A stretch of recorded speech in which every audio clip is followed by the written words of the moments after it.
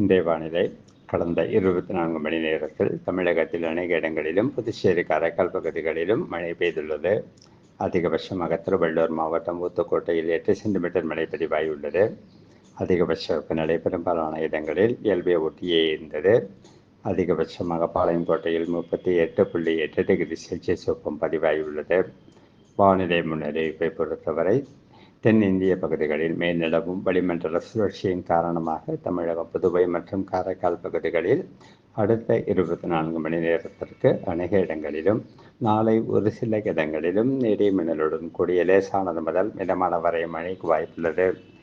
கனமழையை பொறுத்தவரை அடுத்த 24 மணி நேரத்திற்கு தருமபுரி, கிருஷ்ணகிரி, சேலம், திருவண்ணாமலை, திருப்பத்தூர், வேலூர், ராணிப்பேட்டை, செங்கல்பட்டு, காஞ்சிபுரம், கள்ளக்குறிச்சி, விழுப்புரம், கடலூர், அரியலூர், பெரம்பலூர், திருச்சி, சிவகங்கை, புதுக்கோட்டை மாவட்டங்களிலும், மயிலாடுதுறை, தஞ்சை, திருவாரூர், நாகை உள்ளிட்ட டெல்டா மாவட்டங்களில் ஓரிரு இடங்களிலும், புதுச்சேரி, காரைக்கால் பகுதிகளிலும் கனமழைக்கு வாய்ப்புள்ளது. நாளை 19ஆம் தேதியன்று திருவள்ளூர், ராணிப்பேட்டை, திருவண்ணாமலை, வேலூர் மற்றும் காஞ்சிபுரம் உள்ளிட்ட வடகோடி தமிழக மாவட்டங்களில் ஓரிரு இடங்களில் கனமழைக்கு வாய்ப்புள்ளது.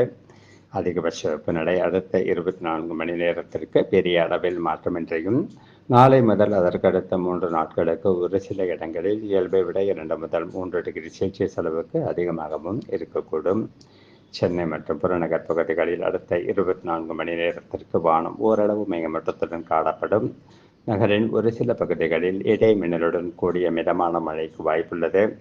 மீனவர்களுக்கான எச்சரிக்கையை பொறுத்தவரை அடுத்த 24 மணி நேரத்திற்கு தமிழக கடலோர பகுதிகள், மன்னார் வளைகுடா பகுதிகள் மற்றும் குமரி கடல் பகுதிகளிலும், தெற்கு ஆந்திர கடலோர பகுதிகள் மற்றும் அதனை ஒட்டிய மத்திய மேற்கு வங்கக்கடல் பகுதிகளிலும், தென்மேற்கு வங்கக்கடலின் சில பகுதிகளிலும் சூறாவளி காற்று வீச வாய்ப்புள்ளது.